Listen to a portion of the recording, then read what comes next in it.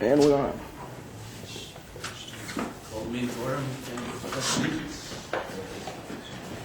Pledge allegiance to the flag of the United States of America and to the republic for which it stands, one nation, under God, indivisible, with liberty and justice for all.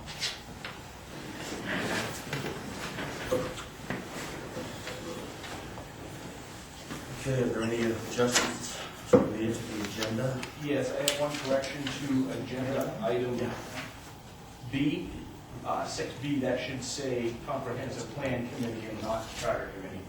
I'll go through that again yet.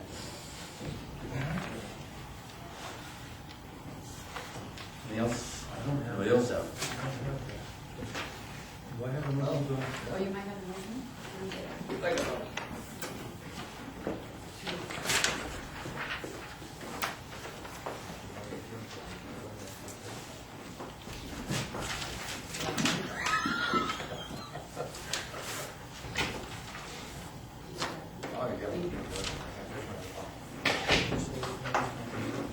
Okay, entertain a motion to approve as amended. So move. Second. Second.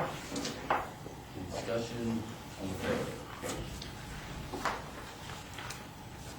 Minutes of January 28th, 2015. Oh, I'm sorry. I'm done this. Public forum, anyone wish to take up a matter with the board that is not already scheduled to be discussed by virtue of being on the agenda? I didn't know that was Sam. Now, minutes of January 28th, we have them? Minutes of January 28th should have been in your packet. Those, yeah, they should be. I thought they were. I don't think I remember seeing them back either. I didn't get that. Okay. All right, we'll postpone that until the next meeting. I apologize for That that. next time around. We need board reports. There's a bunch of RSU Finance Committee meetings scheduled for February, all at 7:30 a.m. in the Kennebunk Elementary School, room A102. It's like it's one a week, or no, better than that. Yes. Our planning board, this meeting is Thursday, tomorrow, and our next meeting is the 25th, 7 p.m. here. Mr. Chairman, Yes. we're going to try to squeeze in a strategic planning meeting. Okay, do you know what, The notices tonight. do you know what date? The 20th, okay. 7 p.m. here, I'll check with Mary Lou, make sure the room's available, and if not, is the conference room okay for this one? Yeah, I'm sure it's going to be a small group. Okay. Take care of that. Those of you who don't know, some of us attended the public hearing on the cost sharing. You run a public hearing on the cost sharing. I think there was 12 people there, 10 were, was it 12, maybe not that, 10 were from Arundel. Yeah. It was a Forget about shot. that. Yeah. Pretty uneventful. But we need to make sure people get out there and vote. Absolutely. We'll be mailing postcards, mailing an arrow. We have an email alert system on the website that I'll start, once we get it completely figured out, the bug worked out, people can sign up for email alerts when there's an election or something like that. So we'll get that up and running and try to get as many people signed up as possible. Pretty significant for us. Yes, absolutely. Any idea why the other towns didn't participate? It might have been the weather. It was kind of hairy out there. They expected to see more people come out to the public hearing, and there were just a handful. So I think it had to do with the weather. That's just my assumption. I don't know if the other towns had different meetings that were going on or not, whatnot. But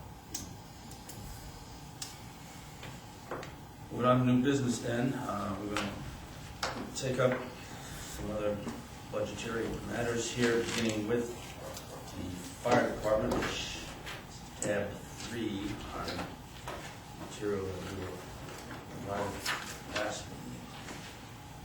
just to give a quick overview, all of these departments are, you'll notice increases in the salary lines due to the 3% proposed COLA, as well as increases in insurance and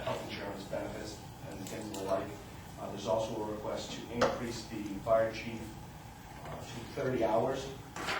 That discussion, I expect to have with the chief this evening. Chief Mullins is prepared to go over any questions that you may have at this point in time on the budget. Yep.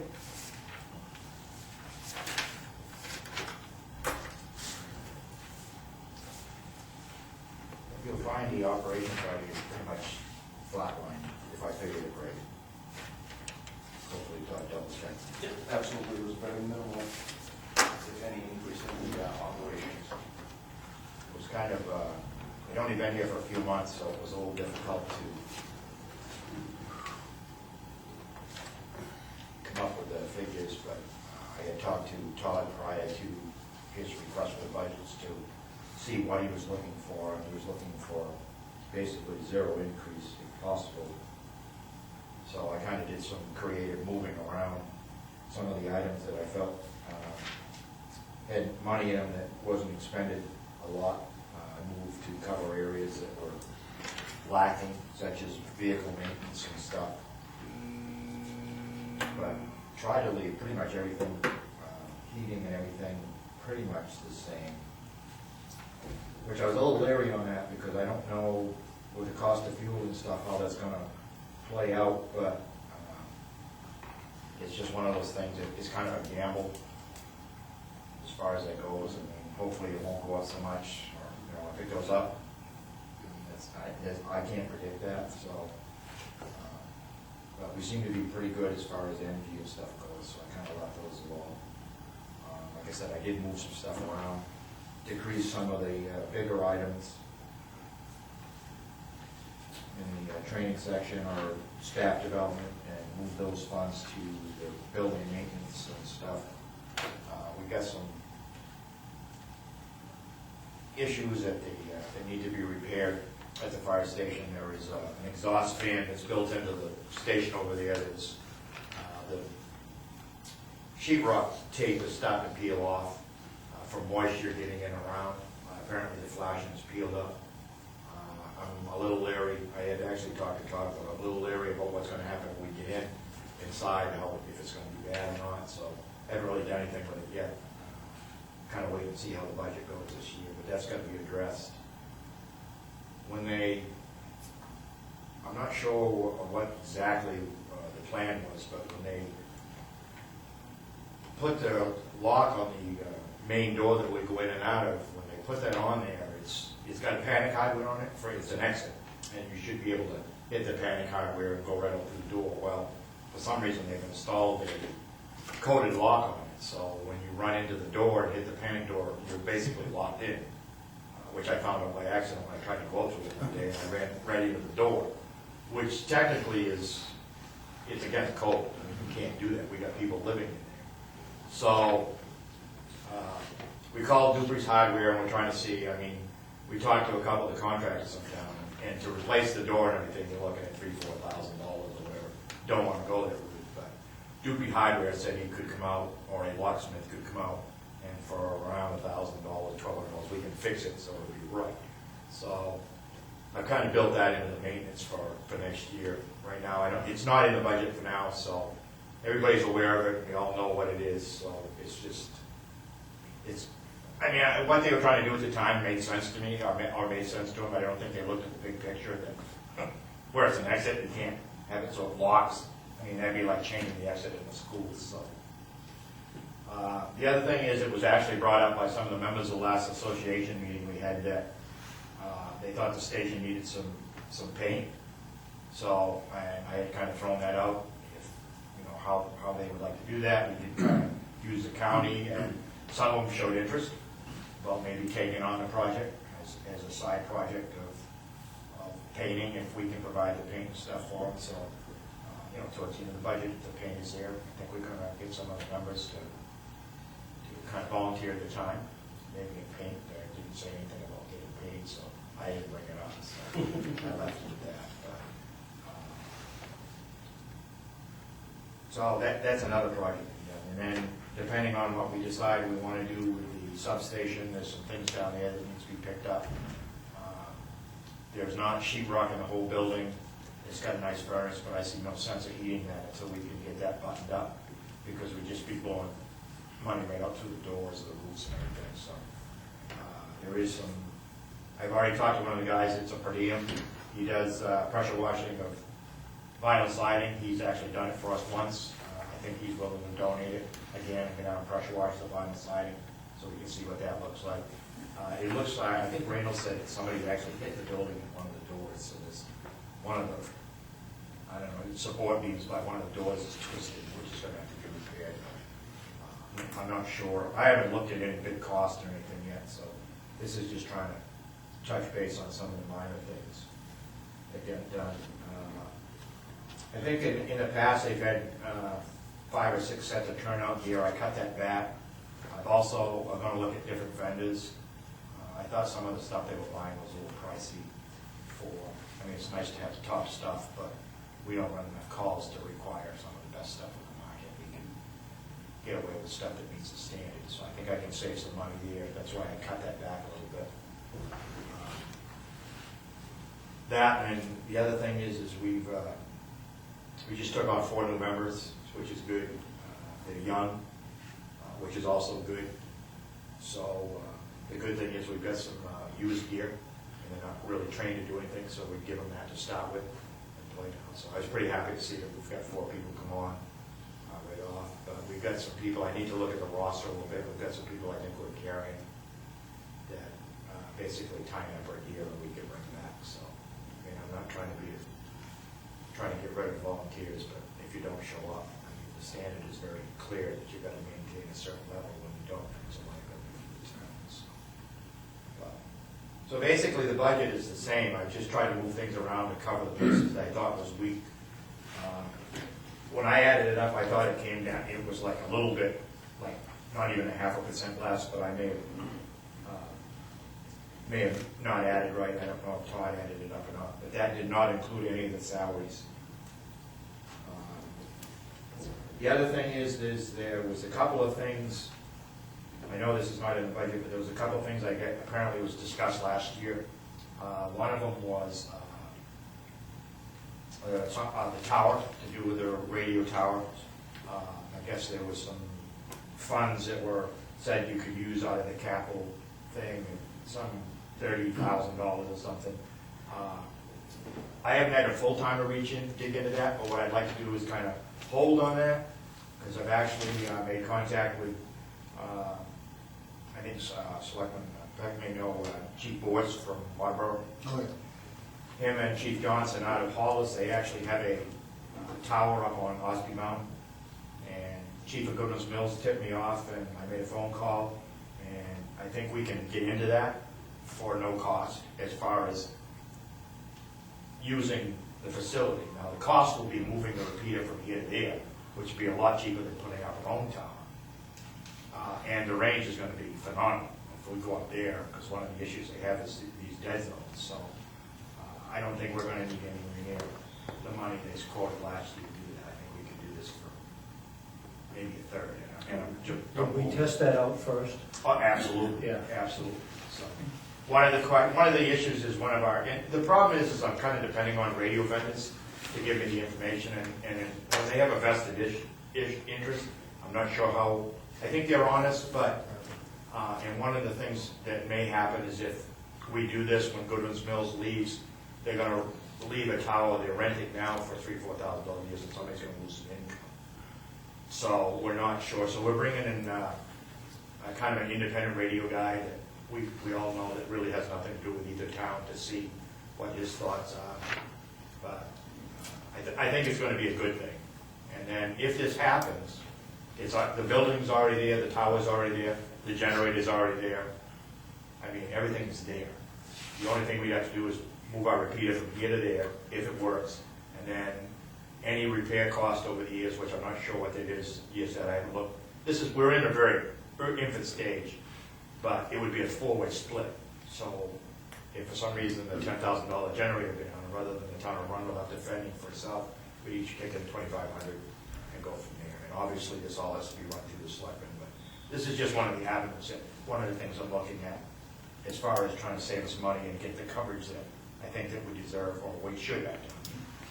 What did we put aside for that I last think year? they said 33,000 or something, they said up to or Okay, something. so if we haven't used it for that, is that reflected anywheres in helping to It's in reduce the this? capital, you told them to take it out of the capital fund that nobody has access to. That would have been a capital request. You'd had to approve it again, right? That's what I understand. I'm still trying to learn how it operates. You know, I would like to see you do some research on the tower we have at the transfer station. Absolutely. Yeah. I'm still not convinced that that cannot work for us. And it may, that's I'd really like to see that happen. It's been a very difficult road to hold. Are you talking about the cell tower or the one that Public Works? The cell tower. Okay. We did talk a little bit Works is about on that tower. Right, we can go on that tower. A couple issues with it is they're very specific on what you can put up there for antennas. They're kind of picky on who can work on that tower. And the other thing is you understand this, with the size of the tower, no matter where we put the antenna, it's going to be blocked. There's going to be a section that's blocked. So that's just one of the things we've got to look at.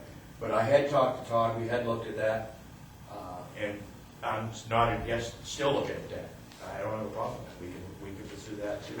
I had actually even inquired because I believe, is Public Works on that or they have their own tower? Public Works is on that tower. Okay, so, I mean, if it works for them, maybe we can make it work. So. And if we were to move to Waterville Tower, would that eliminate the dead spots in this town that we have now? Well, we have to test that out first. Right, we're gonna Sure. test it out first, but I'm pretty sure that it would. Because what we're gonna do, I know Goodness Mills has done a little research, but what we're being told is that what we should do is if we go to Waterboro, we should do a directional antenna. And what it does, it's gonna give us a V, it's gonna just give us a rundle. Right. We don't really care about North Conway, we don't care about Limerick, we'll do the directional. And once you do that, then all the power is focused down here. So, but there's a couple of other options too that I haven't really pursued. I was just talking to Randall the other day about where is Kennebunk's repeater, because they're getting theirs out of Sanford, so they have a repeater on the water tower. I mean, there's some other options if the cell tower isn't going to work for us. There's some other options that we can look at. We got the port down on the other end. So I mean, my thing is, I just don't want to go out and start throwing up towers, or extending this one up if there's other options out there. I don't want to be limited to. I personally, I think the guys were really interested in having a tower here because if the power goes down, the generator dies. But I'll tell you right now, if you add onto this tower, you're going to have cables run everywhere.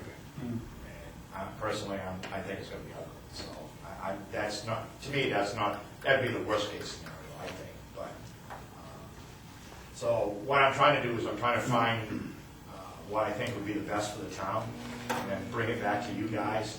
And it may not necessarily be the cheapest, but I think it'll be cheaper than what we were looking at originally. But there needs to be. I know we got some dead spots, but I've already talked to the chief of Goodness Mills. I have permission to use his frequency, if his frequency will work in those dead spots, because of where his repeater is. So if we get caught down there, we can't talk. We do have a temporary fix. I can go onto somebody else's frequency. There again, advantage of having contacts through the years. I can call into favors or whatever you want to call them, or we just get along with it. So the other avenue I was looked at, I happened to talk to Todd about originally was, and actually Lisa, was the rescue billing company that we use. I'm kind of disappointed on the percentage of collection they have. Any department I've been in before, other billing companies have done a lot better than that. And they get 7%, I think, off the top. I contacted a billing company that I've used before, and he already said that he would do it for 6%, and he would guarantee us at least 70 to 80% collection.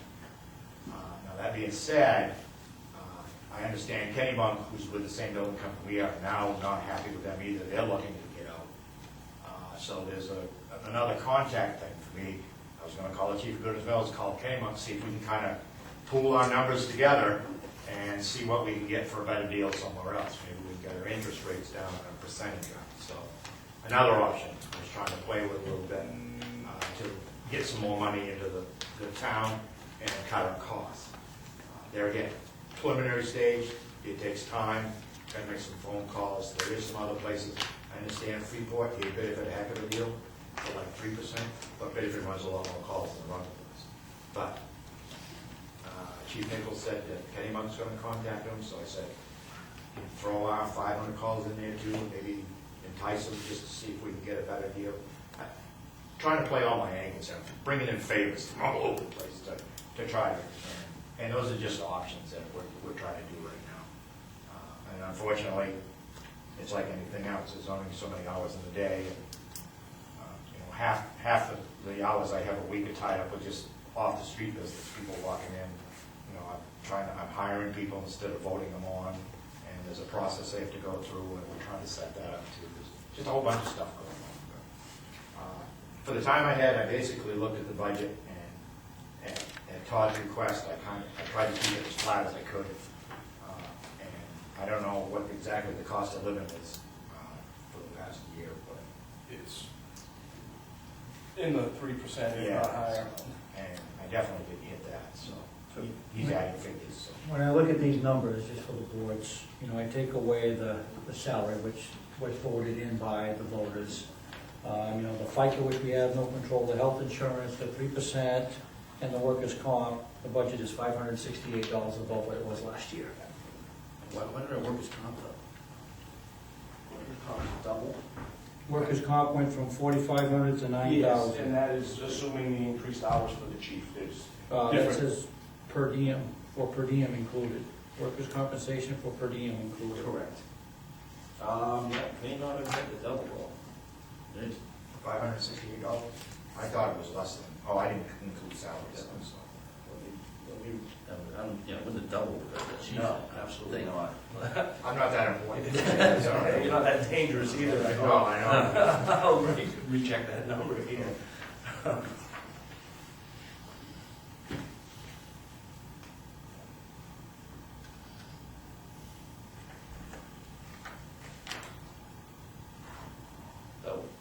No, I can't log in from this.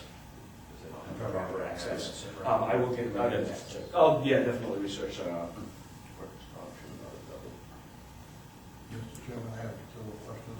Will Go ahead. Yeah, absolutely. Oh, I have to check with him, sorry. No, that's, be training. Mhm. This may be a little unfair, but maybe Todd can help us. In 2012, it was 7,500, went up by 10,000 last year, and you took 6,500 out of it this year.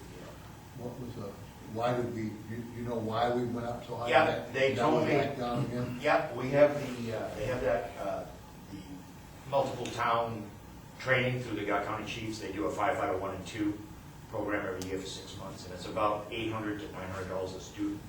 And they were planning on, and in the past, they had 6 or 7 people that were interested, and I believe they came to the town last year, and the people approved them to send that money. Well, we only get 2. They really went. And I don't see a way that we're going to have 6 or 7 people go this year, nor am I going to support that many to go. I'm thinking 2 or 3 a year would be more than sufficient to cover. So that's where some of that is. The other thing I'm doing on training too is I just, they never really had a specific training officer when I came in. This guy was doing fire, this guy was doing rescue. So what I've done is I've asked one of the officers, and they actually volunteered to kind of coordinate that as one of his duties, as one of the captains, so that we can keep track of all this and see who needs what and get it. The problem is that it needs to be documented. Documentation. I just took a 2-day class, and that's what they yelled at us all the time. Documentation. But that's the reason for the big cut in the training. I just don't have the people to send that many to the training class. So. You go down tools and minor equipment, Yep. just a couple $1,000 less. Yep. than what, that's always been a lot of little items. Is there anything in particular that There is, that they decided? Yep, they're on. We're still on the rotation to replace our air bottles that run out every 15 years.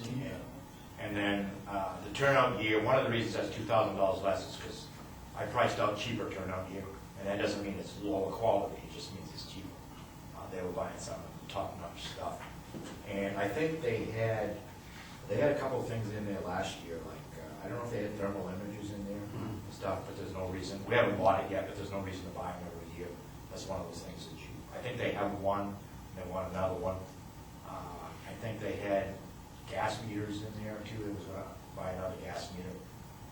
I pulled that out because we have three, so I said. But you have backups for all of that stuff. Absolutely, absolutely. The only thing I noticed that we're really kind of lacking on, and the reason I didn't cut it more is because with the narrow banding, we had some of the radios we couldn't narrow band. So we're not hurting by any means, but we're running a little short. There's, like the squad doesn't have portable radios on it, which is not a big deal, but it would be nice if we had a couple of backups, so if we send one out. So I've kind of incorporated that into next year's budget to offset that. But we're like $12,000 left to spend on from last year's account, right? I mean, we had 29,895, and right now you're at 17.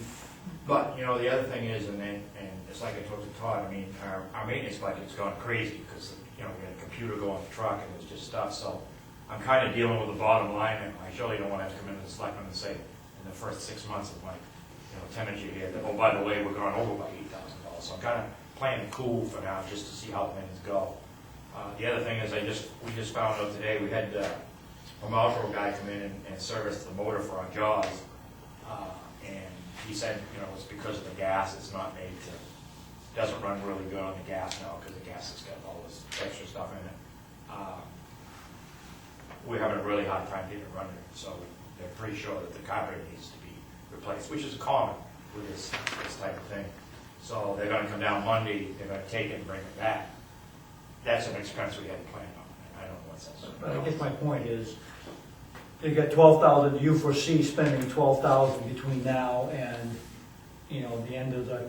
For equipment, the problem is that I foresee using it maybe to go see Todd and say, look, Todd, the maintenance line is way over. I'm gonna leave $4,000 in the equipment account, so that'll be a wash. It'll come out zero at the end of the year. But there's some things I haven't bought that I think they were still planning. We haven't bought our air bottles yet, so I'm still kind of holding on those and some other things. So yeah, I foresee that money being used, but I could be wrong. And we could get towards the end of the year and. Just from listening to you and your explanation, it sounds like your intent is to use the used gear. We have some used gear that we can use for the newer people, yes. Yeah, I don't, In the past, that has not been a real big option for us. see, I'm not a big person of going out and buy somebody that just came on a whole new set of gear. To me, that's not a good investment of taxpayer money, because this person may turn around 3 months from now and decide, you know what, this is more than I thought it would be, I don't want to be here. Now I got a set of gear that I gotta hope somebody's gonna come on board to use. So we had some other departments that have more money than one was nice enough to let us go through, and we picked up, a dozen sets of spare gear. And the 2 kids that came on today, one of them's brand new, has no training whatsoever. That's what he's got for gear. I mean, it's older, it's legal, I mean, we can use it. It's safe. It's safe. There's nothing wrong with it. It has to be inspected every year. And when the new guys or girls come on, they typically start off as fire police, correct? When they Yeah, first it's come on, like, it's greenness. the guy that came on today, he's brand new. For 6 months, he has to leave his gear at the station, and he has to come here. He's not qualified to do anything. And then we'll slowly train, as he gets trained, then we may loosen that up. But they have a policy, which I think is a good policy, in the department. It says for the first 6 months, you have to leave your gear here, and you have to respond here. And that kind of gives us an idea of what your activity is. But And whether or not you're serious before you go and spend. Right, Before you go and spend a lot of money on it. well, the thing is if somebody wants to be just a pump operator, then there's no way that he needs to have, or he or she needs to have the super good going interior. It still has to meet the standards, but we can go maybe something a little bit, a lot less costly. And that's a certification for, I assume, some level of expertise. So if they're a pump operator, they're not allowed to go into a building. Absolutely. Anyway, so why Absolutely. get the gear that will allow them? to Right. do it? Every time they pick up a certification, then, or anytime they want to do something different, they have to get a different certification. So the firefighter 1 and 2 program, which lets them go into the burning buildings and stuff like that, that's 6 months of training, one night a week, every Saturday for 6 months, and then, hands-on. That will get them that, if they pass the state test. Now, if they want to be a pump operator, now they gotta do the EVOC, which is 16 hours, then they gotta take a basic pump course, which is 16 hours. If they want to do advanced pumping, that's another 16 hours. So, it's just a series of training. Yeah, because I was saying, when I was on the rescue, I had to have a set of gear to respond to car accidents, but I never had any intention of going inside a burning building. Right.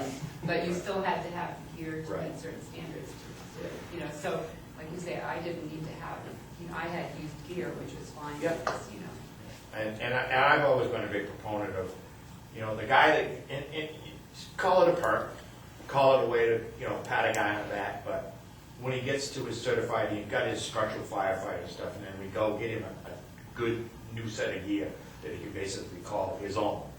And that way, that gear that he was wearing, I can pass it on to somebody that hasn't got as many years of service or hasn't put in the time yet. So the only problem is about, they say 5 years, but I think in volunteer call buttons, you can get 7 to 10 years out of your turn on gear, if you take care of it.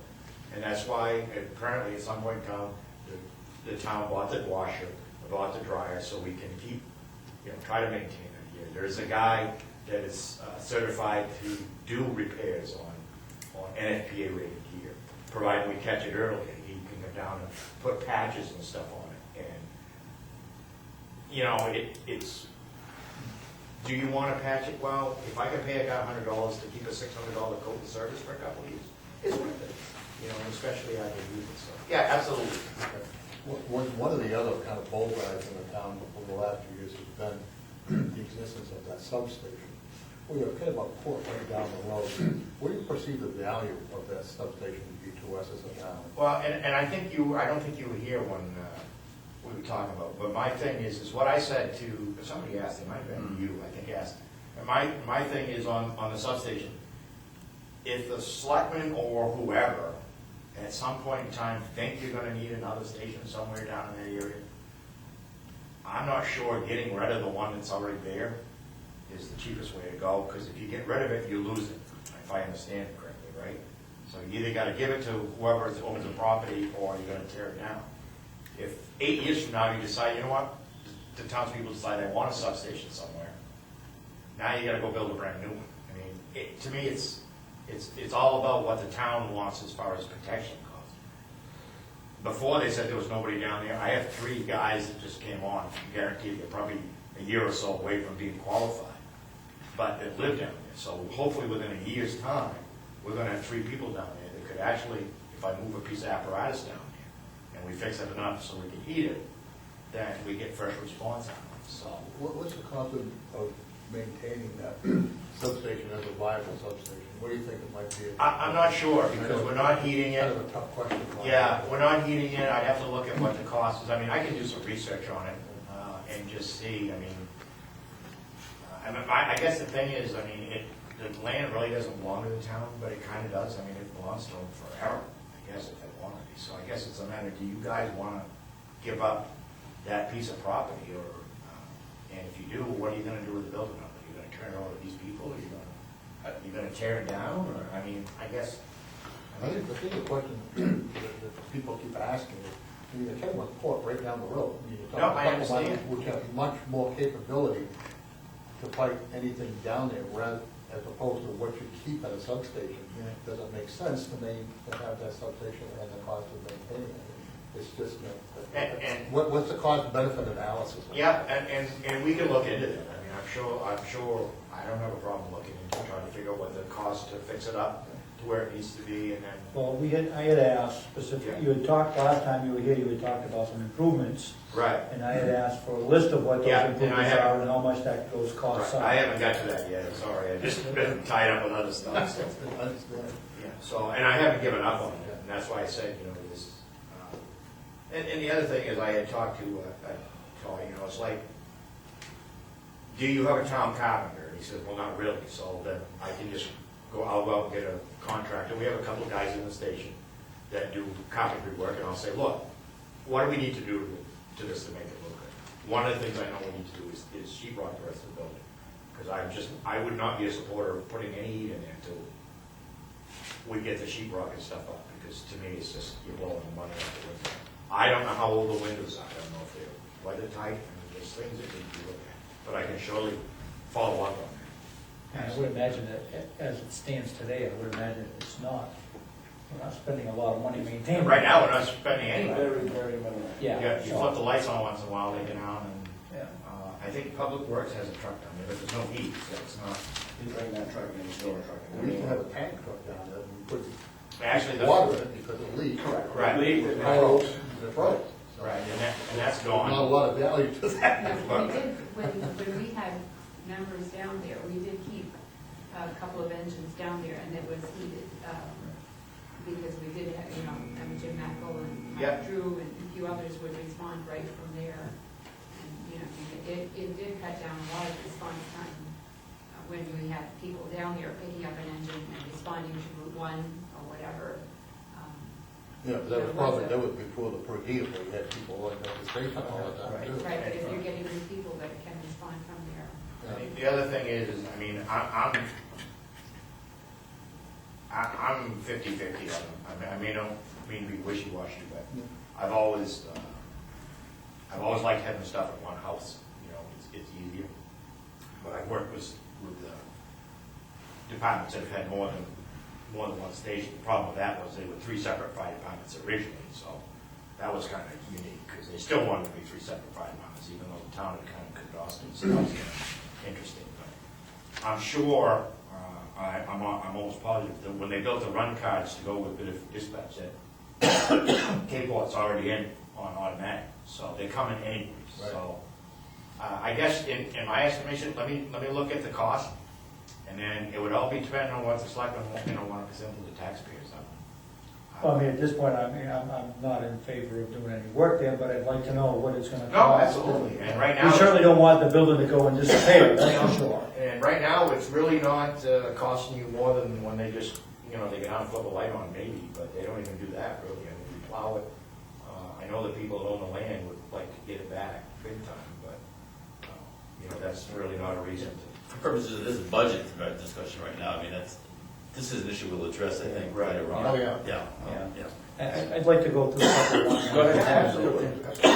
I know these they're not much, but the total, the aggregate can have some Yeah. difference. So when you look at the other benefits, can you explain a little bit what that difference is? There's 2,566, what's the difference in that?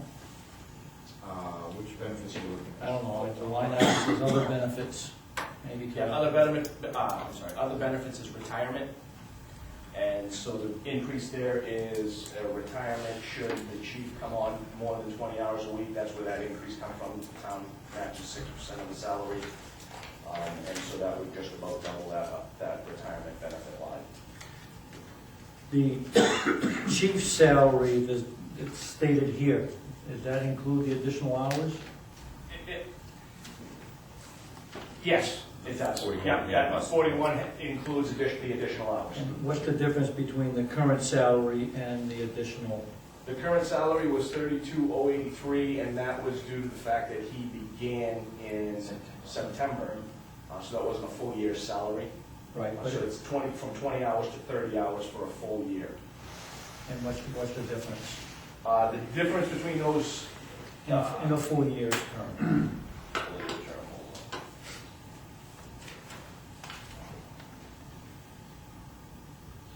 so meaning had he, I'm sorry, can you ask that question? If again? in 2014, if he works 20 hours a week, he's Yeah. got a base salary. If he decides to work 30 hours a week, what's that difference? That difference would be the additional 10 hours at whatever rate, plus health insurance benefits, but you would get the in lieu of because you are covered by health insurance, so there'd be, even at 30.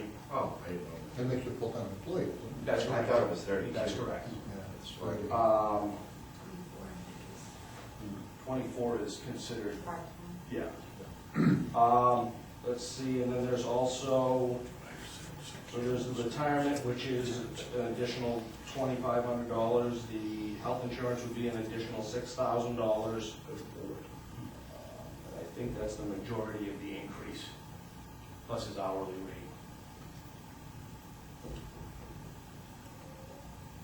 And what is that? Currently, it's $25 an hour.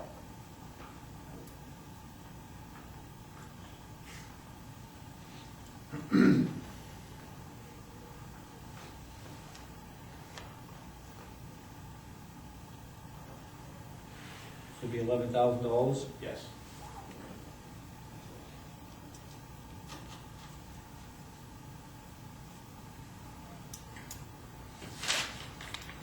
Okay. Moving down, vehicle maintenance. What's the additional maintenance that you see that's adding It's- $3,000 extra? It's because of the cost this year has gone so high. I mean, obviously, I don't think we're gonna lose a computer in every truck, but every year as the trucks get older, I mean, you gotta assume that there's gonna be more cost. I can't give you an exact reason why.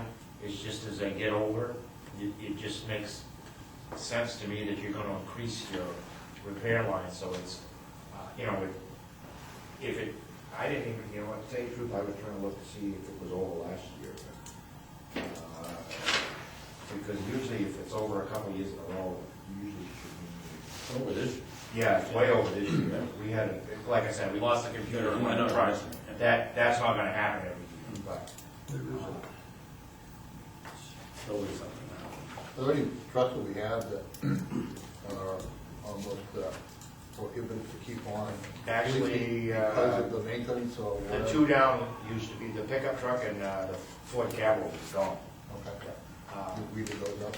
Yeah, the other one that is the one they call their brush truck, which is 302, which is down to the substation right now. That's probably the next one that's gonna need to look at. We're gonna have to do something. That's the one, I believe, from what they told me, that's the one that the call force or volunteers would really like to hold on to and refurbish it as like a parade lease down the road if the town decided that was okay. I mean, that's just rumors I'm hearing. I mean, every department likes to keep one truck and make it up into a parade thing. They raise their money themselves and everything, but I mean, that's something we can, you know, you can do something. Yeah, yeah, well, no, it's not so much that you have parades here, but, You said enough. There you go. You said it to Bedford, okay. yeah, so. So 2000, to answer that question about how many years has vehicle maintenance been over? 2011 actually looks like the only year that it overran the budget, and that was only by $50 or $50. But with each time the ambulance seems to go in for repairs, and they seem to, like Chief said, they get more and more expensive every time they go in.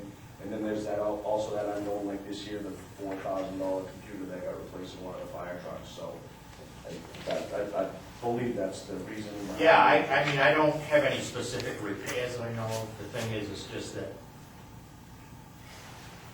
repairs is just one of those ones that you never know. I mean, we could come in next year and I could be $3,000 to $4,000 under in that line item, or I could still be over. It's just, to me, past experience, the older, every year they get older, the more and more it costs.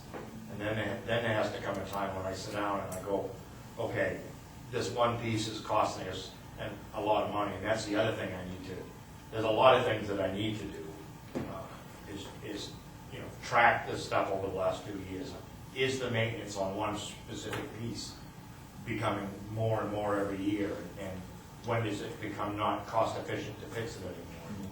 These are all things that really haven't been pursued, so it's kind of hard in a short period of time. But I had talked to Todd about, I said, I really should increase the vehicle maintenance just because of the age of the equipment. Every year you're going to get something that's even worse. I know the squad truck that they got from Kennebunk or whenever, that almost didn't take a sticker last time just because of the lights and the wiring on it. We're going to have to decide what we're going to do with that. Are we going to, you know, is it going to be worth putting $1,000 into keep, or is it just going to be honest usable? I don't know.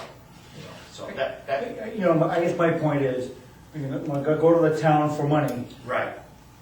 each department heads should have an idea of what they're gonna spend their money for, not just say, I'm gonna increase it by $2,000 because I think.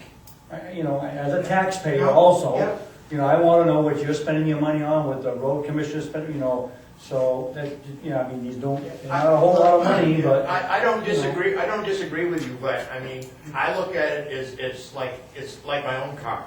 And I don't know exactly what it's gonna cost me this year, so I have to, you know, I don't budget per se for repairing a car, so what I'm saying is that past experience says that as your equipment gets older, it's gonna cost you more money.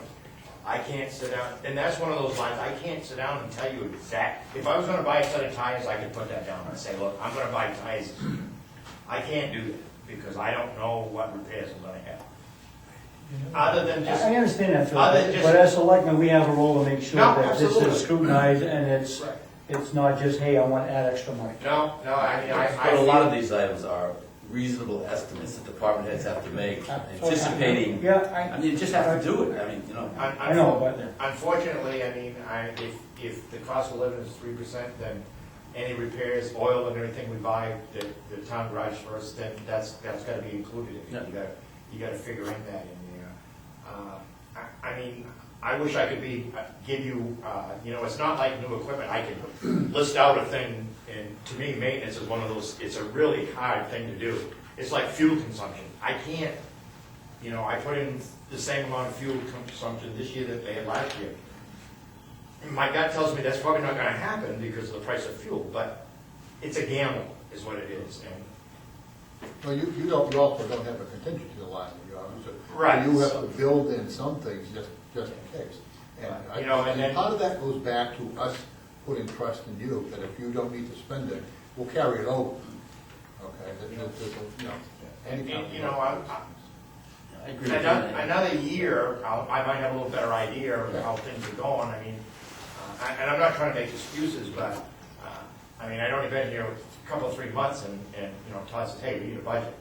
Well, you know, the first budget I gave him, I said, here's my Merry Christmas budget. 7% across the board. Here's a place to start. I know that's not gonna fly, and that's not what I want, but leave me alone for a month. And I promptly returned your Merry Christmas. Right, budget and right. said, okay, now let's finish Yeah, it. now I need a real budget, so. the other thing to do is just, it's kind of my way to making sure you understand your budget. Yeah, no, absolutely, so. You know, No, but, you know, to me, like I said, maintenance is not something that is easy to fine tune down to cost. It's unknown cost is what it is.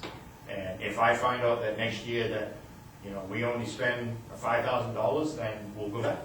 We'll go back and say, you know what, I don't foresee that happening, but, Well, see, what you're also doing, which I really like, you're doing some planning, looking at the individual pieces of equipment to see what you can expect based on the history of how much repair you have to put in, and evaluate whether or not it's worth putting 50 cents more into this piece of equipment. Okay, so that gives you a much better decision-making process for the future. you know, and the other thing is, I mean, if I look at a piece of apparatus and I say, you know, my opinion is that as a taxpayer, I wouldn't put any more money in this, but you as a selectman in Arundel may say, no, we don't agree with that. You know, we think to buy a new one is this, so we'd like to invest, what would it say to fix it? And I'll go back and I'll say, well, it's gonna cost $12,000. You say, we'll do it. You're my bosses, that's what I'll do. I mean, it's just, you know, but to me, maintenance is really hard for me to come down with a list. I mean, given a full year next year, I could probably go over to Public Works and get a little better breakdown on, you know, what are we paying for oil, what are we paying for filters and stuff like that. But that still isn't gonna cover for, you know, I just have this thing about always trying to build in every time we get older, is trying to plan for something else, because I don't mind coming back to the selectmen and say, look, the motor blew up. I need $20,000 to fix it if you want it. It's when I lose a fender off a thing that I hate to come back and ask for, you know, $1,200. fair enough. So, And I think, at least for me, everything I'm hearing what the chief's doing thus far, he's been pretty good trying to scrape as many dollars as he can, so I mean, I really trust him, but Yeah. his estimate is probably something that we ought to rely on. And I don't have any problem with asking a question. No, I think he's asking a question Absolutely. that the taxpayer's gonna understand, or they're gonna wanna know why. And I like to give you as much as information I can, because it's my responsibility, because I feel that you've hired me to do this, so I need to give you that information. And when you ask questions, if I don't have the answer tonight, I will get it for you, like the substation. But I just tell you that there's so many things that I try to keep going here that needs to be done, that it's kind of overwhelming. Well, the other thing, historically, you're in a tough position, because you have people's safety you have to worry about. That's the primary thing with our people. Right? And looking at, making sure that they're safe in what they're doing. We serve all the needs. If there's anything that's going to be cut, most of the time it's vehicle maintenance, or maintenance, period. In every budget, maintenance is the first thing. Well, we'll take a few, and maintenance slides and slides. Now all of a sudden you've got a huge cost that you're going to deal with. That's just historically the way, not just in this town, but in business as well. Yeah, and see, I'm a little more proactive. I'd rather put a little extra in. And not that I'm saying I did. I'm trying to. This is a kind of a gamble on my part that this is even going to be enough. I don't know, but the bottom line is we need the people, okay, and that's where I need to start, and that's what I try to basically think. But once I have the people, then I need to give them equipment to work with, and it's got to be somewhat to protect the town liability-wise. It's got to be maintained, and I've got to be able to fix it and stuff like that. Not that I need to have $50,000 set, that's not the point. The point is that I just foresee as they get older, we're going to have some issues. And like I said, I may be totally way off, and if I am next year, I'll eat crow and say, sorry guys. Okay, moving on, one last question. You do have to move on. I know it. Anything with the radio repairs? Is there something with the radios that's coming up that we have to fix, or do we have to get new radios, or?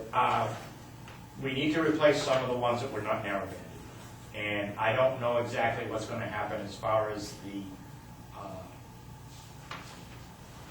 the repeater thing goes here. So one of the things that we are talking a little bit about, and Goodens Mills asked if where we had 2 frequencies already licensed to Arundel, could they jump on one so they could have 2 so we can share one, share a cost? And I said, there is no cost. The only cost is they have to put our frequency in there. So the things I see is obviously once we get somebody on board, they need to have a way to find out we have a call. So that means we either got to buy on a radio pager or a pager. I know they were buying radios that did both. I'm sorry, I don't have this big desire to give somebody new off the street a radio and have to start ratchet drawing over the radio when they don't know exactly what they're talking about. I'm more inclined to buy them a pager for $400 that they can put on their hip that goes beep, beep, beep when it goes off. So those are the things that we have none. I had 4 guys come on. One of them is going to use a scanner that he has at home. Another one doesn't have anything right now. He's going to get them by text. And one of the guys was on before, so he's got a radio that he uses for his business that I said, that's fine, you can put our frequency in. So yeah, we're going to have to buy some radio equipment. How many? There again, that's based on when you bring somebody in, you got to give them the stuff to work with.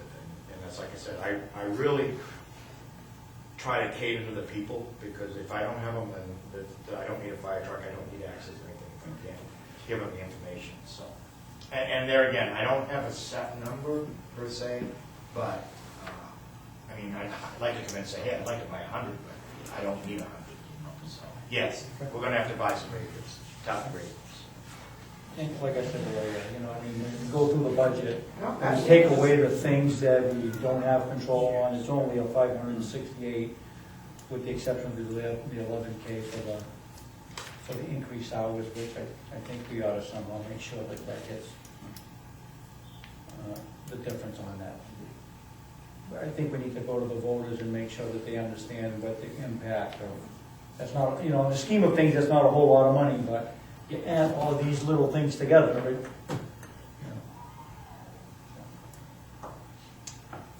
Anybody else got any other questions about the fire department? As a taxpayer? Yes, ma'am. As a taxpayer, where it hasn't been a year, and I know it's hard setting up, takes a lot more time and things like that. have you considered maybe 24 hours and then to see, you know, for a while, Actually, and he's then got bump up to 30 if that's needed, but Yep. to do the jump right away to, you know, I didn't know if that would be something that you might consider. Todd has actually figured it both ways under that same amount, so it's a different rate. But the problem, I mean, obviously, it's up to the taxpayers. My thing is I don't have the time I thought I was going to have at 20 hours. You know, you can spend 10 hours on projects, maybe, but there's a lot of stuff that comes in off the street. Members coming in, people coming in, and there's a lot of things going on, stuff right now. I find myself consistently putting in way over 20 hours. If it wasn't for Todd, I'd probably put in more than that. But yeah, sorry, you didn't want to hear it. So, yeah, it is a big jump, but to me, I knew when I took the job it was part-time, but traditionally, part-time chiefs have not worked out really well because there's just not enough hours in a day. And that doesn't mean that we need to go full-time, but I would like to, I think 30 would be better, but I'm not adverse to 24. I mean, it's whatever the taxpayer wants to do or whatever the selectmen agree with. I can find plenty to do with 30 hours, trust me. I'll probably still put in more time, but, you know. Just what I've heard tonight from you, I don't know how you do it in 20 hours, I don't think you'd do it in 30 hours. Well, So there's gonna be, if you're gonna do your job, there's gonna be some free time. You can't do what you're talking about in 30 hours. no, and I don't. I mean, there's a lot of time, I don't tell him when I'm here, I come down on the weekends when he's not here, because if I come down on the week, he sees me. So, but, I said originally that I'm going to try to put in the hours I need to do the job. That being said, he's pretty good about going, you're just screwing yourself, because, you know, you're giving the town a run with all these extra hours. And I said, well, you know, I don't mind within reason. Unfortunately, my family's not foreseeing that, but. But the town has a liability if you're here. Right, so, Something you know, else. so, I mean, I could put in 60 hours, it wouldn't be that hard to do. I mean, it's just not counting calls. I'm not even talking about calls now, I'm just talking about, you know, there's other things in town that I'd like to, you know, be involved in, so. But anyways, so, I mean, I understand what you're saying, surely understand that, but. Why don't we just be prepared to deal with that at town meeting, so we can tell what, you know, what the bill would be at 24 and what it'd be at 30, and Yeah, we'll let the voters decide on that to see if it's important to them. So I mean, as I said, we go at 30, we can and that's, move to reduce. and that's something that should go to the budget board, and they'll make their recommendation at 24 or 30, or leave it as is, right? And so I think those should be separated. Well, if you look back at the question, how do we come up with 20 hours, thinking that was gonna be adequate. It was a guess. Right back to the question. It was a guess, Yeah. and there's so much work to be done to get that department up to where it needs to be, that, in my opinion, I pay taxes too, and I don't like it any more than anybody else, but I'm in favor of the 30 hours all the way. And I will tell the selectmen, you've got some good people, you really do. Both per diems and volunteers, you've got some dedicated people. And yeah, we need to weed them out, not because they're troublemakers or anything, it's just because they're not active. And unfortunately, back in the old days, you could carry a roster of 70 people, and only 30 people showed up and nobody cared. You can't, as a chief, I can't, in my right mind, tie up taxpayer money like that. I just can't. I mean, I have to come to you and ask you for the taxpayer for money to buy gear when somebody's got, there's 4 sets out there that's not being used. So that's when I kind of have to be the hard butt and, you know, and say, look, you either gotta, this is what we gotta have, or I'm sorry, nothing personal, but you gotta get down the road. And then I try to tell them, as a taxpayer, you should be kind of happy that I'm sending you down the road, because I'm trying to save you money, you know. But some of them don't save me money. It's unfortunate, but it is what it is. Either down the road or participate, you get 2 choices. You know, the standards and laws are very, and the liability wise, there is no options. I mean, I don't have any options here. So unfortunately, I've always taken the job as fire chief as my personal responsibility to keep any liability off you people and the taxpayer. And, you know, that's the best I can do. It's not always going to happen, but, you know, but anyways, so. else then on fire department? Okay. We'll move on then to volunteer compensation, still on tab 3. Correct. This is strictly a 3% increase due to the cost of living. And FICA, the increase here to 43,522 reflects that increase that is reflected in all other lines. We have not gone over in volunteer compensation in the past. Bless you, son. Let me verify that before I. That would be based on the number of calls. That is based on the number of calls, that's correct. And the amount of training. We've been kind of busy here lately, so. Something about the Hill Road. We had like 6 calls to roll on Hill Road. I thought that was the only road in town. The Hill Road is one where It's not that big a road. There's not that much of it in a run. It's not gonna be that busy. There's not that many houses on that road in town. we're about halfway. Cut off from the road going to what? Yeah. Coming from Waterboro. Yeah, absolutely. Right. So the workman's taking the turnpike. Yeah, same thing with my road in Dayton on Hollis Road. It comes from Hollis, Huntington, and they go down there and go good and just fly. Yeah. Absolutely. Hilbert ought to be, well, it hadn't ought to be, but it's a 60-mile-an-hour zone.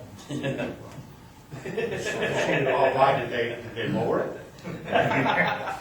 I've seen them fly down through that stretch, that's unbelievable.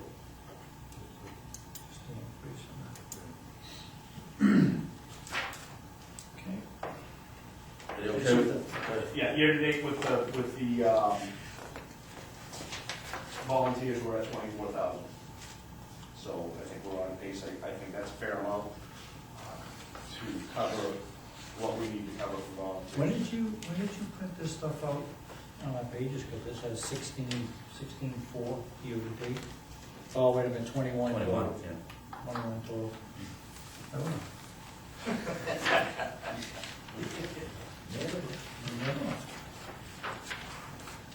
Are we all right with that?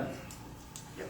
And the next item would be the guarantee and per diem folks. That's correct, and once again, this is the same situation as the volunteer compensation, that reflects a 3% increase.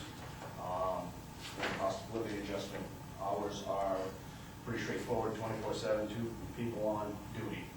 So nothing changed there, there's not a lot of overtime, there's no overtime actually. And that covers the town for 2 people for the year.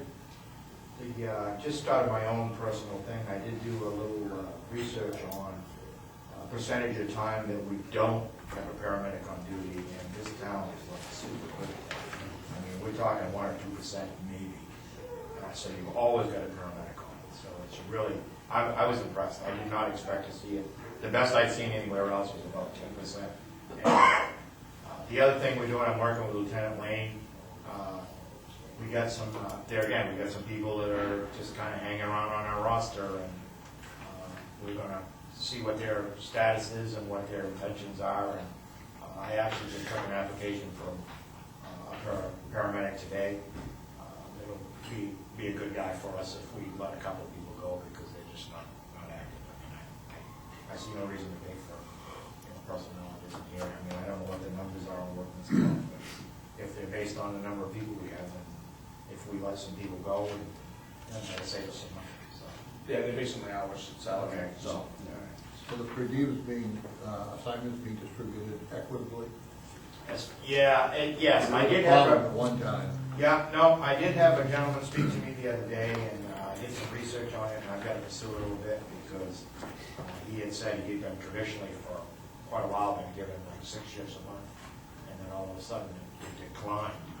And I said, no, not really, I mean, it couldn't have, it actually did. For some reason, it went down, and he put in the same number of shifts. So I've got to look, and somebody else's went up equally, so I got to look into that a little bit. So, yeah, there is a little bit of favoritism. Basically, David, Lieutenant Lane does a good job. I was impressed, because I went down and I took like 6 people, and they were consistent every month. And then, of course, that all depends on what you put in for, too. I did have one guy complain he hadn't got as many shifts, but then when I found out he had to put in for so many, so I don't know how that's my fault. We can't give him shifts he don't put in for. So, there again, the per diems are pretty decent. I think it didn't take them long to realize that this is a rental. run the fire is gonna be a run the fire, and that's what we're gonna be. Whatever that turns out to be, that's what we're gonna be, we're not gonna be anybody else, so. How typical is it in a department chief for, I haven't experienced, I don't believe in the time I've been here, where you couldn't find shift coverage, and I know some communities it's difficult. Yeah, we had that happen once, and it was because of illness, and it was a holiday, it was Christmas Day. And then we actually ended up with some people that said they'd cover from home, which didn't cost us anything. So, that being said, this recent, I just told Todd today that this recent storm we had starting from noontime on Friday till 6 o'clock on Saturday, we were manned with 6 people. The call force come in and manned so that we had extra people. My concern with big storms like that is not the roads were nice, and the people can't get here from their driveways. So it takes longer to dig out of the driveway, get to the fire station. That means the response times takes longer. So that's why traditionally a lot of the fire departments in the area will put on a few extra people.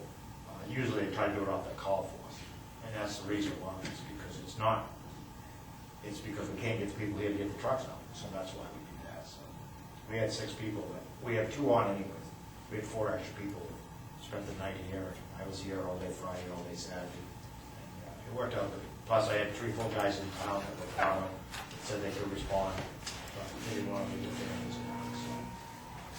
And I got phone calls from all around us. Gordon's Mills called, said, do you have anybody going? I said, yeah, I got 6 guys going. We got 6 guys. We were sharing people, so I was pretty pleased with that. And I did tell Todd today that Saturday morning I had to get up and take my wife to Buxton as a 911 dispatcher, so I went from Dayton to Hollis to Buxton to Lyman to wherever else, and I'll tell you now, the best roads I ran into were in a row.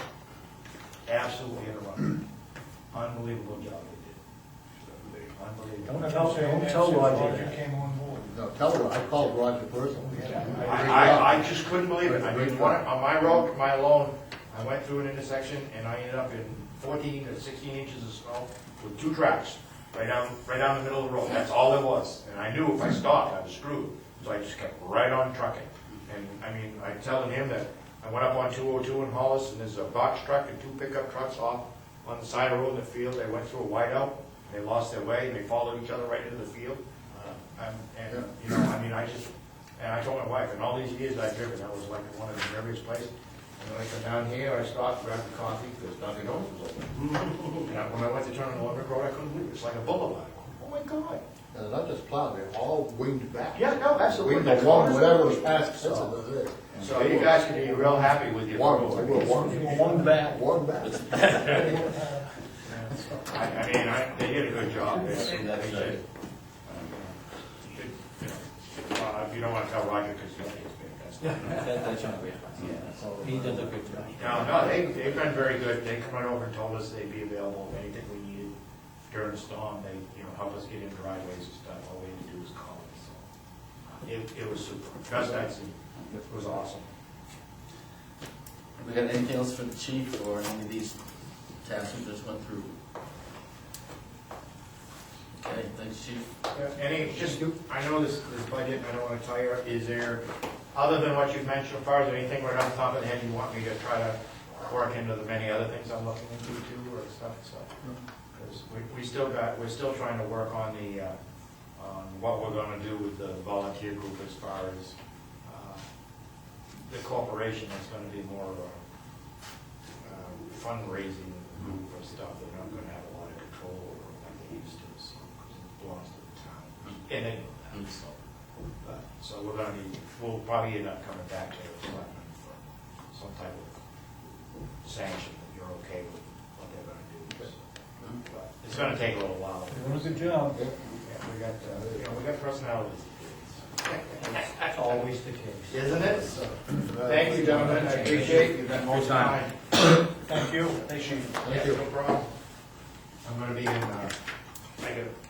won't be in at 8 tomorrow. Okay. I know it's Thursday's an off day. Okay, next item is a transfer station recycle center, tab 6. Is this your man or mine? That's mine. All right, I was gonna try to steal it. Save money for fire company. Did I say I believe we had the discussion that I would like to offer to the residents of Arundel the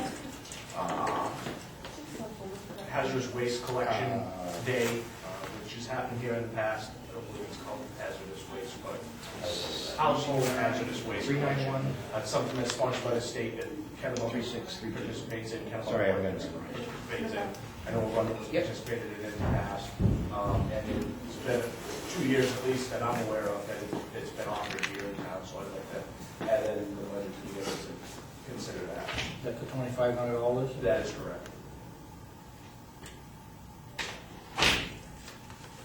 So in our contract with police, with Pine Tree, are you still negotiating that, or are they not willing to talk about increasing revenues, an offset? I've contacted Stu, we haven't met yet, so that's not a set in stone number, that's something that we're working on. Okay. Yeah. I just have to get together with Stu, they've been pretty busy. I think just bought out a little bit and some other companies, so they're experienced considerably in dealing with the closing of the You say Pine Tree? Pine, No, Casella. Casella. Casella, yeah, Low Brothers, yes, but Pine Tree's owned by Casella. Pine Tree Waste is who does ours, they're quite the conglomerate nowadays, so, and they're, like I said, dealing with the closing of Merck, they're pretty busy with that too, so I expect to see Stu soon, but I'm not exactly sure how soon. So it's to be continued there. Yes, absolutely. Is the selectmen on board with the offering of that waste disposal? Okay.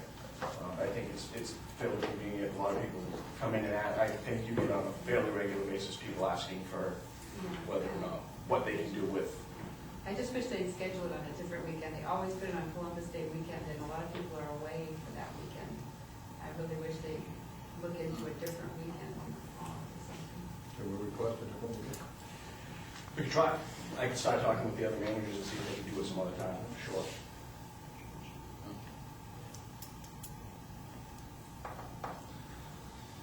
Okay, All right, transfer station.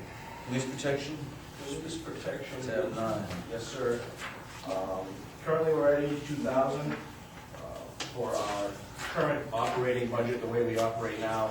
I've got a meeting coming up with Major King and possibly Sheriff Lett to discuss some different options. I was just informed today that there may be some school resource officer grants coming out that they would like to discuss with us. And they want to roll out a new plan. I don't know a lot about it because I just heard it from Troy today, but they want to roll out a new plan. It's kind of like a community policing program, but it's a new way of doing that where they offer volunteers in the community, a retired police cruiser to actually make a visible presence. These people won't be expected to make any arrests or do, intervene in any way, shape, or form, but the sheriff's department would take these volunteers and have them just kind of, maybe retired people or somebody just making a presence known, going on around town in a retired cruiser to show the town that there's some law enforcement presence. I don't have a lot of details on that right now. I'm waiting to meet with the sheriff's department to see what they're talking about on that. And to get more details on whether the cops grant would be available still and what the cost to the town would be to bring on an additional sheriff. I know we had discussed adding that as a separate warrant article. And so I'm going to meet with the sheriff hopefully within the next week to get all those details hammered out. As just speaking to Troy today, there were a few different things that they brought up that might be a possibility for the town to benefit from. So they want to roll this new program out in Arundel, and if it works out here, move it on to the other contract towns. Well, this isn't an added cost to us. I don't know if there would be no added cost, it's a complete volunteer basis, and I don't know if this is a grant program that they've received to do this, or if this is just something new that they want to try out. So once I have had that meeting, I want to have everything finalized and to you revised by the meeting on the 25th, which is the next regularly scheduled selectmen's meeting, so that we can go through this budget. And I can feel comfortable presenting it to the budget board so we can start with their work. I know that I've placed on here reserves and debt, but what I would also like to do is on the 25th have Roger, whose request obviously is requesting reserves and debt, have Jen come in and have a conversation on how we move forward. Once I have the exact totals, what the impact would be to the taxpayer. I will want to have an estimate as of yet of what the increase would be in value of the town. And I spoke to the superintendent, and there is no indication of what the RSU appropriation would be for the town of Arundel at this point, so I can't even give you a ballpark figure on that yet.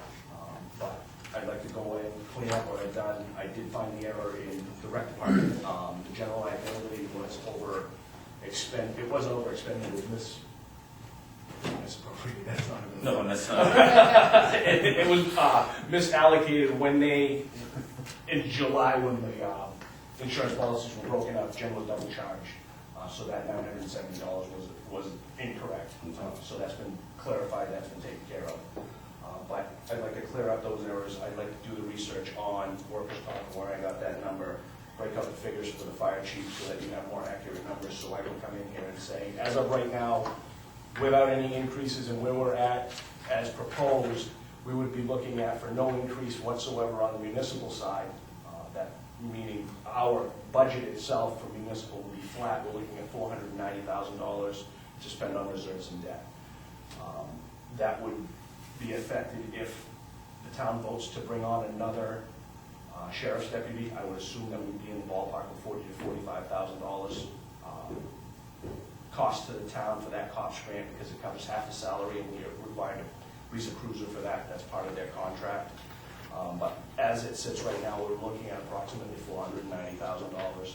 If it's acceptable to you folks, that's what I would like to do. I'm clean these things up. I'd like to go over any specific questions or concerns that you have at this point as I move forward, so that we can have the final conversation as to what kind of an impact we want to have on the town for the municipal portion of the budget. Does that work? If we're gonna talk next meeting about reserves, I mean, does the chief have to be here for that too? The chief will be here as well, Okay. yes. We've had that conversation. I've spoken to Roger Jens here in case we tried to sneak something by on it. I'm here for reserves, I thought we might get. Yeah, so I'd like to have everybody in the room and present to have that conversation so that we can all come to a conclusion as to how we need to move forward.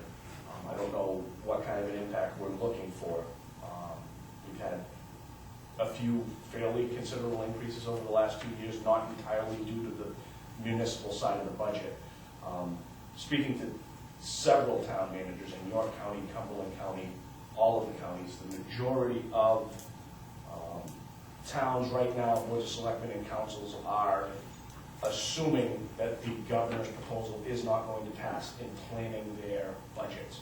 And the reason for that is it's easier to adjust down than it is to come back and try to adjust up. As we discussed, we'd be looking at about $221,000 impact, if not a little bit more, if the governor's proposed cuts were to go through. I'll send you a nice link on YouTube about the governor's conversation about Baldacci when he tried to do this same thing. I don't know if you've seen this yet. It was on the news tonight. It's all over the manager's listserv, but he pretty much belittled Governor Baldacci for making the same exact proposal. But it doesn't sound like it's going to pass. I'm very hopeful that it won't. So what I'd like to do is plan ahead. As we move forward, plan now to get to the budget board that revenue sharing won't be cut, and as we get closer to town meeting, we'll have a better gauge of it. That is actually going to happen. We can reconvene the groups and try to decide how to move forward from there. That's acceptable to all of you. Question. Yes, What's the motivation for the COPS grant resurfacing? Why are we entertaining the COPS grant? Well, we had a conversation at a selectmen's meeting where it was suggested that we brought it to the people to ask if they're interested in another show. I had one phone call. That was Mr. Yellow Coat guy. Mr. DeChambeau. I think he has the same thing. Yeah, and you know, I don't get a lot of that. I don't get a lot of requests for additional coverage here in Arundel. Troy is doing a wonderful job out there. He's really taking care of some business, and part of my meeting with the sheriff is I want to know if he feels that, and I think maybe in his own interest, he's saying, of course you can do sheriff in town, but I want to see the numbers, I want to see the calls, the magnitude of what we're dealing with, and see if we can justify even asking that of the taxpayers, and I should have that answer for you after meeting with sheriff. I think there's going to be some real work put in on that before because we pay down the road for that. I mean, it's easy up front, but boy, the long-term cost of that can be killer. Absolutely. And I think we can You do got that. them, Exactly. And your one-man committee has his house for sale, and we're moving on if it happens. Absolutely. Trying to move to 111, but his wife doesn't want to gas. I understand, but I can even have the sheriff come in and discuss that with you folks as to whether or not, if he feels we definitely need another sheriff, why he feels that. Because as I said, I don't get a lot of calls for, I can't believe we don't have another contract deputy on. Well, it goes back to that distribution of where the calls are made and what they're all about, which we used to get way back when, which we haven't written, because we found there was a lot of overlap, I won't say misinformation, but it was not clear as to why they were put into those different categories. They were kind of lumped into things that really weren't representative of what the title of the category was. And after we really delved into that particular department, we said, geez, this report really doesn't tell us what we need to know about where our hot spots are in town and what are the things we have to be careful of and work on. So there's a lot of work that's going to be done before we jump into that. And I haven't, that's something I have not done and I meant to do, is to get Troy to develop some sort of basic call log, not the call log that I've gotten in the past where it's every single second of the day that any sheriff dealt with anything in Arundel. I want to just know how many traffic stops he's doing. I want him to be able to report that to you, and I need to have that conversation with him because I've forgotten. But he is doing a wonderful job in doing business checks. He's making contact with people left and right. He's being very reasonable with people who are speeding on the roads. He's pulling them over and making them know he's there. I believe he told me if they're traveling over 10 miles an hour over the speed limit is when he's going to either give them a written warning or an actual ticket. But I know people in town who have had expired registrations. He's not out there to crack down and be a real hard ass, but he's making his presence known. He's reaching out to businesses. He's reaching out to the older community. And he's actually gotten calls from people asking, what's the sheriff's department doing in my neighborhood? He's like, I'm just patrolling. They're like, we've never seen a sheriff's vehicle. And he's like, well, is there something that's being hidden in this neighborhood? Or because that's the way I operate. So I think he's doing a wonderful job. He really enjoys his position here. He's been making his presence known here at the school. The school has offered, in the event he needs private space to work, the principal and the superintendent have offered to give him a space here so he can make his presence known here as well in light of the events that have happened in the past. But they did spend some time when the threat came down after the Newton tragedies.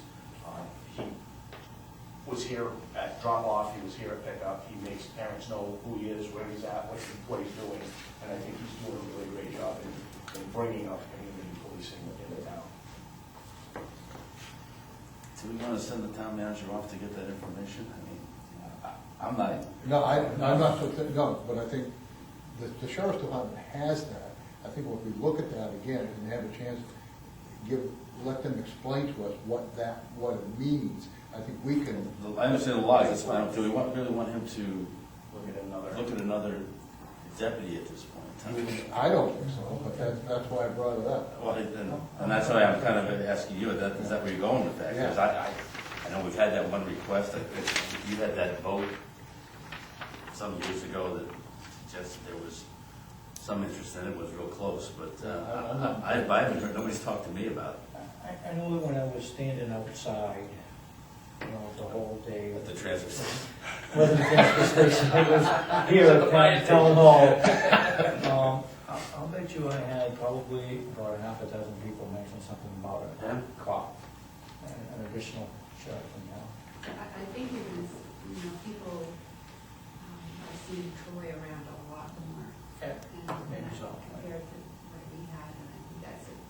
And the last time. I'm just saying, he's got a lot to do, and we've got Yeah. a little window to do it. The last time we talked about this, I thought we should look into it somewhat, at least, due diligence, but if, with Troy being on board, with Troy having more of a presence, at this point, your point well taken, if we were to just say, go work something else, and then other stuff. I'll make it part of the conversation, but I won't, Yeah, I don't spend a whole lot of time. Yeah, I mean, I get a call from Mr. Shambo every couple of months, just saying, what are we doing with this whole thing? And it was I don't know what the results are, you had those, and that was a few years ago, but if you don't want me to forward it, then I certainly won't do that as an additional, because that would cut into everything else we're trying to make up for. Right. Yeah. All right? Hey, just one quick question. Yes, sir. Tab 9 is police protection, right, not reserves? Tab 9 is police protection as well as reserves and debt, but I haven't gotten the reserves and debt to you. Police protection is considered the only debt really that we have, because that's a contract that we have ongoing. So they're all filed in the same tab. Okay. Okay, anything else on the budget, folks? I have one concern, I guess. I know you talked about, having a certain amount to distribute between the reserve accounts, but I guess I'm also concerned about taking any more out of undesignated. Oh, yeah. And is this, should we consider, lowering this reserve amount total to cover less? Because, it's like taking out your savings every month. It's going to get to the point where it's going to be gone. The way we're working right now, last fiscal year, $450,000 was budgeted, we used 177. I think to me that's acceptable. The intent of the reserves and debt, the intent of the undesignated funding is to reduce the mill rate impact. Some towns directly allocate $300,000 from undesignated to roads, or $300,000 from undesignated to whatever they need. I think that $300,000, in my opinion, is a fair amount, because I'm assuming that this year we'll use maybe 100 or 150 of that. So by not budgeting it, we're increasing the mill rate. And so it's just a mechanism to be able to save money for the taxpayer. If we're going to try to get to zero use of the undesignated fund, then we've got a lot more work to do, I think, than just reserves and debt, to be honest with you. That $300,000 I think is a fair amount. I don't think we're using too much, and that's what really is it. It doesn't help us to have it just sitting there. In my opinion, that's the definition of what that account is for emergency uses or to decrease the mill rate increase. So that's my take on it. That's my take on using. I think $300,000 is a fair amount. Well, let's see where we are. Yeah, exactly. Yeah. Before we decide how much and what's appropriate. But Simone's right, we have to be careful. Right, no, I don't want to clean it, I don't want to clean it out. Big chunk last year.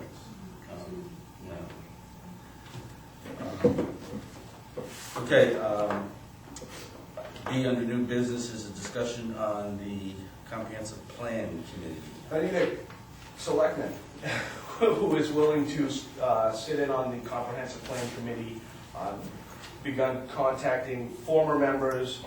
In my opinion, right now, the planning board is planning to work with the comprehensive plan committee on some of the issues that they have coming up. Not exactly sure how quickly those are going to happen, because there's some wheels being spun right now as to decisions that were made and whether we need to look back at things that have been made before we move forward.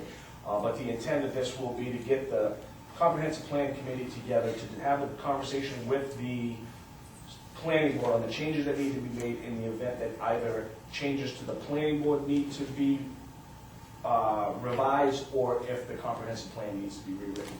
My problem right now is I know of one, possibly two members who are on both the planning board and the comprehensive plan. In my opinion, that can't happen. That's a conflict. If they're working together, I need to find new members to replace the ones that sit on the planning board. I've had a conversation with Donna DeKindren, who was on the committee in the past. She has some very good recommendations on members of the public who may be interested in sitting in on that committee, and I'm going to contact those individuals to see if they are interested and if they could join us in that process. I know Tom has done it in the past. Are you interested in continuing and doing that, Tom? Yeah, okay. Okay. And if that's okay with you, what I'll do is I'll contact the members, find the people that, speak to the members that are members of both boards, make them understand how they can't do both, find the members to replace those, and then bring a recommendation to the selectmen to appoint a new comprehensive plan. It doesn't have to be just me, guys. No, absolutely not. And I think- Everybody else and- agrees there. No, I mean, We're knowledgeable. We need somebody I knowledgeable. don't have a problem with being part of that too. Yeah. And I was hopeful that you would do that, because you sat for a while and played, and have a deep understanding of what's going on. Okay, so I'll bring that to you at the next meeting as well. Sharing my money somehow. Okay. Update on meeting with Selectmen in regard to the town hall planning study. Yes, I met with Will Conway and told him the Historical Society's looking for him, but I met with Will Conway and Ryan Senator, who's the architect, and they're developing a questionnaire for the space needs analysis for all of the employees. We went through the town hall, showed them what we had, discussed what we definitely need, and then what would be a possible option as we move forward. They're developing that questionnaire, that matrix, so that they can interview all of the employees, and sometime around March, I believe, they would like to come in and speak to the selectmen and see specific issues that the selectmen would like to address as we move forward to get this planning study done. Space needs analysis. We need to discuss whether or not the Route 1 property is what all of the selectmen want to use. I know some are in favor of it. I believe some are not. I'm not positive of that. But we need to look at all of our options, all of the properties that we have, to see where best fit that new building can go in the event that we get that to move forward in the future. So they are working on that. They will be contacting the employees to get all of that input. We address the basic needs that we have, the size of the vault, the handicap accessibility, public restrooms, things like that. They're going to move forward and they're going to come back to me with some questions within the next few weeks. And we'll move this process along so at least we know what we'll be looking at and a basic cost estimate of what we'll be going to the public for before we move forward on this. Questions? Okay, next item is to schedule a public hearing on May 11th, March 11th, well, wish it was May, on the RSU referendum election. I guess that's a regular meeting date. It's a regular meeting date, so. And what I plan to do is almost exactly what Andrew did at the public hearing that we went to the other night, at the PowerPoint presentation, getting materials ready for the public. And as I said, I'm going to have a sign-up sheet, not a sign-up sheet at Town Hall, but making people understand that the website now has a constant contact type of email system where if you go in and sign up for Selectmen's agendas, I can very easily now go send a message to everybody who signs up for a Selectmen's agenda. At one click of the button, let them know, go to the website, the agenda's available. And so we'll do that with elections, we'll do that with economic development, planning board. There's a whole bunch of different ways we're going to take care of that. And I want to publicly, on the record, thank John Bell for all the work that he's done assisting me in that redesign of that website and getting some of these technical details taken care of. He's been a wealth of knowledge and we spent a lot of time dealing with this. So we will schedule that for March 11th. The warrant will be ready on the 25th, correct, Sam? The warrant on February 20th. We'll sign the warrant on It has to be February posted 25th. in the same manner as the town meeting Right. warrants. We'll send the sheriff out and post those and advertise that public hearing. We'll be sending out postcards and we'll send an arrow so that we can get people out. It's very important that people vote, and I've been kind of like that in town lately, so I want people to know that they want people to know that they come out and vote, Sam. Yeah. Okay, in a motion to approve the warrant. So we'll Second. Yep. All in favor?